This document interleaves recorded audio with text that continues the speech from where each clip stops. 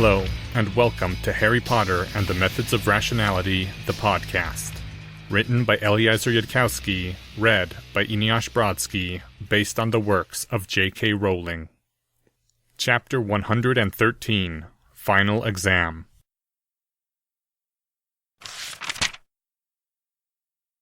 The gibbous moon riding higher in the cloudless sky, the stars and wash of the Milky Way visible in all their majesty within the darkness. All these illuminated 37 skull masks gleaming above black robes, and the darker-clad Lord Voldemort, whose eyes shone red. "Welcome, my Death Eaters," spoke Lord Voldemort's voice, smooth and high and terrible. "No, do not look at me, you fools! Eyes on the Potter child! 10 years it has been. 10 years since we last met. Yet you answer my call as though it were yesterday." The Dark Lord came near to one hooded figure, tapped fingers upon the mask. "In a hastily transfigured mockery of a Death Eater's true armor, with a childish charm to distort your voice. Explain, Mr. Honor." "Our old masks and robes," said the robe whose mask the Dark Lord had tapped. Even through the distorting timbre of the mask, the fear in it was audible. We were not fighting in them, Master, with you gone, so I did not maintain their enchantments. And then you summoned me to appear here, masked, and I always held faith in you, Master, but I did not know you would return this very day. I am truly sorry to have displeased you." "Enough!" The Dark Lord moved on to stand behind another figure that seemed to tremble, though it kept its mask facing the boy who lived, and its wand held level. "I might think more kindly of such neglect if you had pursued my agenda by other means, Mr. Counsel. Yet I return to find what? A country conquered in my name? No! I find you playing ordinary politics in the Wizengamot. I find your brothers and sisters still abandoned in Azkaban. It is a disappointment to me. I find myself disappointed. You thought I was gone, the Dark Mark dead, and you forsook my purpose. Is that right, Mr. Counsel?" "No, Master. We knew you would return, but we could not fight Dumbledore without you." "Crucio!" A horrible scream tore out of the mask, piercing the night. It continued for long seconds. "Get up," the Dark Lord said to the figure that had collapsed upon the ground. "Keep your wand on, Harry Potter. Do not lie to me again." Yes, Master," sobbed the figure as it pushed itself to its feet. Voldemort resumed pacing behind the black-robed figures. "I suppose you are also wondering what Harry Potter is doing here. Why he is a guest at my rebirthing party." "I know, Master," said one of the robes. "You mean to prove your power by killing him in front of us all, to leave no doubt as to which of you is stronger, to show how your killing curse can slay even this so-called boy who lived." There was a pause. None of the cloaked figures dared to speak. Slowly, the Dark Lord Voldemort, in his high-collared shirt and dark robes, turned to face the Death Eater who had spoken. "That is a little too much folly for me to credit, Mr. Sallow. You heard that theory of how I died and tried to provoke me into repeating a mistake?" Lord Voldemort was floating, rising high off the ground. "I suppose you came to prefer your laziness to my mastery, McNair." The Death Eater who'd spoken was suddenly surrounded by a blue haze. He spun, slashed his wand at the Dark Lord, and cried, "Avada Kedavra!" Voldemort simply tilted to one side in midair, dodging the green bolt. "Avada Kedavra!" cried the Death Eater. His hand that didn't hold a wand was making other gestures, further colors and layers building up in his shielding haze with each gesture completed. "Help me, my brothers! If we all—" The Death Eater fell in 7 flaming pieces to the ground, chunks of flesh with the cauterized edges still glowing. "Eyes and wands on Harry Potter, all of you. and McNair acted in sheer stupidity just then, for I command your marks as I always shall. I am immortal. Master, said another robe. the girl upon the altar, is she to service for a dark revel? She seems unworthy of such a joyous occasion. I could find better, Master, if you give me leave for just a short time. No, Mr. Friendly. The little witch you see upon the altar is none other than Hermione Granger. What? Cried one of the black robes, and then... I'm sorry, Master, I'm sorry. I beg you. Crucio. This screaming only lasted a few seconds, and Voldemort had performed it as though it were perfunctory. Afterward, Voldemort's voice returned to low amusement. I have resurrected this mudblood through the darkest of magics for my own purposes. You shall not offer her the slightest trouble, any of you. You are better off dead than if I learn my little experiment has come to harm at your hands. This order is absolute, regardless of other circumstances. Even if she escapes, let us say. A cold, high laugh, as if at some joke that nobody else understood. Master, one of the robes said in a faltering voice distorted by his mask. Master, please, I would never defy you. I am obedient, as you see, but Master, I beg you, let me return. The better to serve you later. I came here in haste, forsaking... Master, with so many of us being gone, others will wander. They will mark the absences, who has disappeared. Soon there shall be no alibi I can offer. Ah, Mr. White, the most delinquent of my servants. I have not yet decided if you will survive your punishment. I have less need of you than I once did, Mr. White.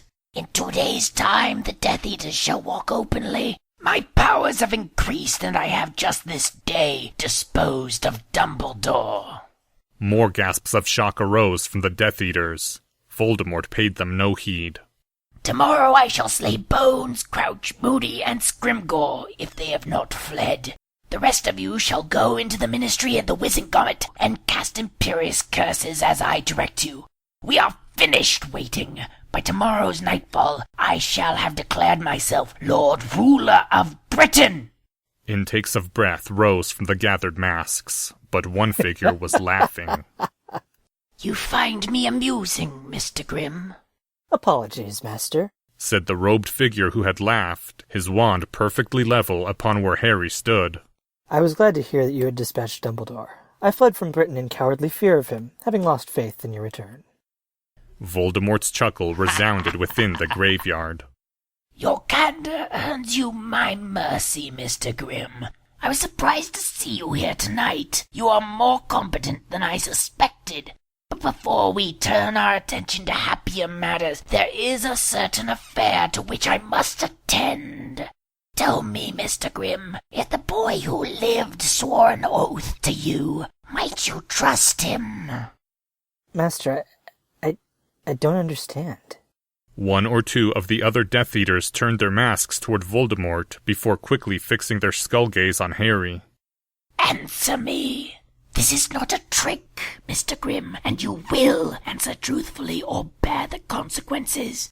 You knew the boy's forebears, did you not? Even knew them for straightforward folk. If the boy freely chose to swear to you an oath, even knowing you for a Death Eater, might you trust his words? Answer me! Yes, Master, I suppose I might. Good. The potential for trust must exist to be sacrificed. And for the bonder of the unbreakable vow, which of you shall sacrifice their magic? It shall be quite the long vow, much longer than usual. Much magic shall be required for that. Voldemort smiled his awful smile. Mr. White shall do. No, please, Master, I beg you. I served you better than any, as best as I could. Crucio! And Mr. White screamed through his mask's distortion for what seemed like a full minute. Be grateful if I leave you your life. Now approach the boy, Mr. Grimm, Mr. White, From behind him, idiot! You must not block the other's wands! The rest of you must fire if Harry Potter tries to run, even if it means striking at your fellow Death Eaters. Mr. White took time to approach, the black robe seeming to shake, even as Mr. Grimm moved smoothly into position. What is to be the vow, Master? Came the voice of Mr. Grimm. Ah, yes. Today, though I hardly expect even you to believe me, today we are doing Merlin's work, my Death Eaters. Yes, before us stands a great danger, who in his blundering folly has been prophesied to wreak destruction such as even I can scarcely imagine. The boy who lived. The boy who frightens Dementors. The cattle who believe they own this world should have been more worried when they saw that. Useless, all of them. Forgive me, said one black robe in a halting voice. Master, surely if that is so... Master, why don't we just kill him right away? Voldemort laughed, a strange, bitter laugh. When he spoke on, his high voice was precise. Here is the oath's intent. Mr. Grimm, Mr. White, Harry Potter, listen well and comprehend the vow that must be sworn, for its intent is also binding, and you three must share understanding of its meaning. You will swear, Harry Potter, not to destroy the world, to take no risks when it comes to not destroying the world. This vow may not force you into any positive action. On that account, this vow does not force your hand to any stupidity. Do you understand that, Mr. Grimm, Mr. White? We are dealing with a prophecy of destruction. A prophecy! They can fulfill themselves in twisted ways. We must be cautious that this vow itself does not bring that prophecy about. We dare not let this vow force Harry Potter to stand idly after some disaster is already set in motion by his hand, because he must take some lesser risk if he tries to stop it. Nor must the vow force him to choose a risk of truly fast destruction over a certainty of lesser destruction. But all Harry Potter's foolishness, all his recklessness, all his grandiose schemes and good intentions, he shall not risk them leading to disaster. He shall not gamble with the Earth's fate. No researches that might lead to catastrophe. No unbinding of seals. No opening of gates. Unless this very vow itself is somehow leading into the destruction of the world, in which case, Harry Potter, you must ignore it in that particular regard. You will not trust yourself alone in making such a determination. You must confide honestly and fully in your trusted friend and see if that one agrees. Such is this vow's meaning and intent. It forces only such acts as Harry Potter might choose himself, having learned that he's a prophesied instrument of destruction, for the capacity of choice must also exist to be sacrificed. Do you understand, Mr. White? I think so. Oh, Master, please, do not let the vow be so long. Silence, fool. You do a more useful thing this day than you have ever done. Mr. Grimm? I think, Master, that it must be repeated to me. Voldemort smiled that too wide smile, and said it all again using different words. And now, Harry Potter, you will keep your wand low, and permit Mr. Grimm to touch his wand to yours, and you will speak such words as I direct you. If Harry Potter speaks any other word, then cut him down, the rest of you. Yes, Master, came the 34-fold chorus. Harry was chilled and shivering, and not only because he was naked in the night. He didn't understand why Voldemort was not killing him. There seemed to be only a single line leading into the future, and it was Voldemort's chosen line, and Harry did not know what came after this. Mr. White, touch your wand to Harry Potter's hand and repeat these words.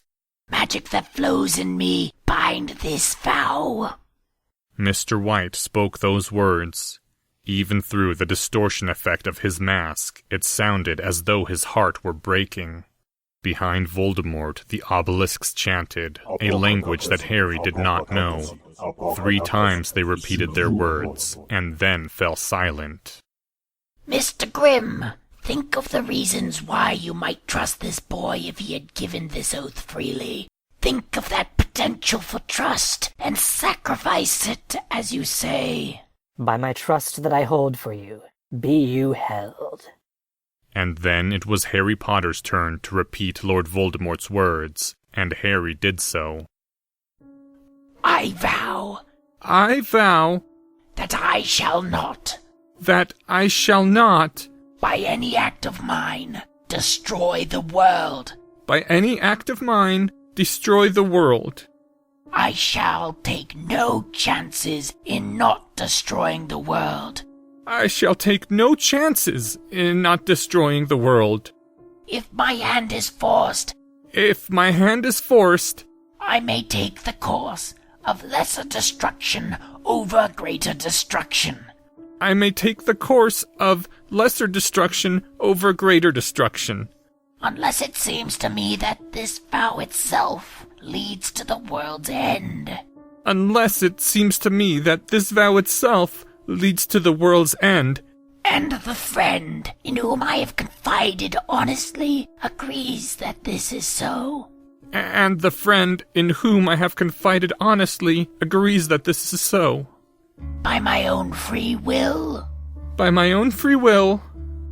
Harry could feel it as the rite was invoked, the shining cords of power wrapping around his wand and Mr. Grimm's wand, wrapping around his hand where Mr. White's wand touched it, wrapping around his self on some disturbingly abstract level.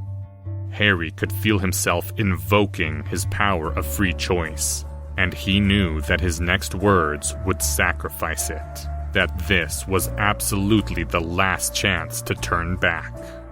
So shall it be. So shall it be. And he knew in that moment that the content of the vow was no longer something he could decide whether or not to do. It was simply the way in which his body and mind would move. It was not a vow he could break, even by sacrificing his life in the process. Like water flowing downhill, or a calculator summing numbers, it was just a thing Harry Potter would do. Did the vow take, Mr. White? Yes, Master. I have lost so much. Please, I have been punished enough. Return to your places. Good. All eyes on the Potter child. Prepare to fire the instant he tries to flee, or raise his wand, or speak any word. The Dark Lord floated high in the air, the black-clad figure overlooking the graveyard. Again, he held a gun in his left hand and his wand in his right. Better. Now we shall kill the boy who lived. Mr. White staggered. Mr. Grimm was laughing again, and so were others. I did not do that to be funny. We are dealing with a prophecy, fools. We are snipping the threads of destiny one by one. Carefully, not knowing when we may first encounter resistance. This is the order in which the next acts shall be done. First, Harry Potter shall be stunned. Then his limbs severed and the wounds cauterized. Mr. Friendly and Mr. Honor will examine him for any trace of unusual magics. One of you shall shoot the boy many times with my muggle weapon, and then as many of you as can shall strike him with the killing curse. Only then will Mr. Grimm crush his skull and brains with the mundane substance of a tombstone. I shall verify his corpse. Then his corpse shall be burned with fiend fire. Then we will exorcise the surrounding area in case he has left a ghost.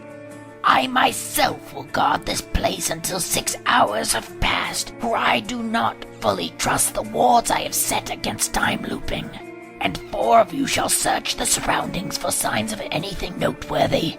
Even after that, we must remain vigilant for any sign of Harry Potter's renewed presence in case Dumbledore has left some unimagined trick in play. If you can think of any trick that I have missed in being sure that Harry Potter's threat is ended, speak now, and I shall reward you handsomely. Speak now, in Merlin's name! There was stunned silence amid the cemetery. No one made to speak. Useless, the lot of you. Now I shall ask Harry Potter one final question, and he is to answer that question for my ears alone, in Parseltongue. Strike the boy down at once if he answers with anything but hisses, if he tries to speak one word of human speech. Then Voldemort hissed. Power I know not, it was said that you would have. The Muggle arts I have now learned from you, and I am already studying them. Your power over Life Eaters must be comprehended for oneself, or so you say.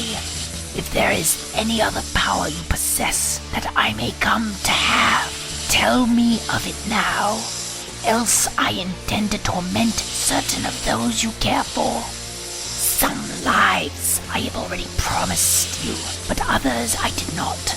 Your mudblood servants in your little army, your precious parents, all shall suffer for what will seem to them like eternities.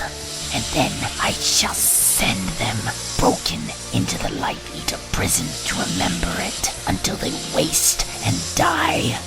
For each unknown power you tell me how to master, or other secret you tell me that I desire to know, you may name one more of those to instead be protected and honored under my reign. This also I promise and intend to keep.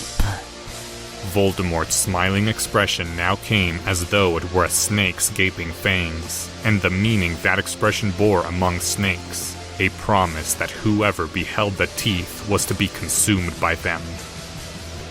Waste not time in thoughts of escape if you care for those ones. You have 60 seconds to begin telling me something I wish to know, and then your death begins.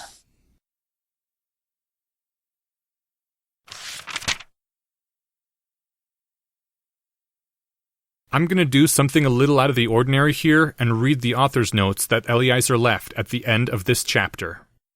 Ahem. This is your final exam. You have 60 hours.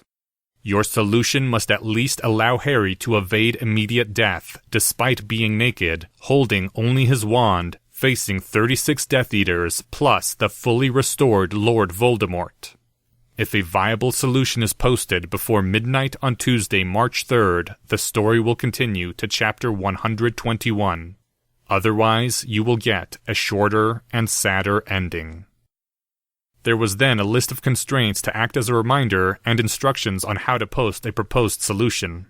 It ended with the following words. Harry is allowed to solve this problem the way you would solve it. If you can tell me exactly how to do something, Harry is allowed to think of it. But it does not serve as a solution to say, for example, Harry should persuade Voldemort to let him out of the box, if you can't yourself figure out how. For anyone who was not around when this chapter was originally published, I want you to imagine for a moment the way the HPMOR subreddit freaked out after this was posted.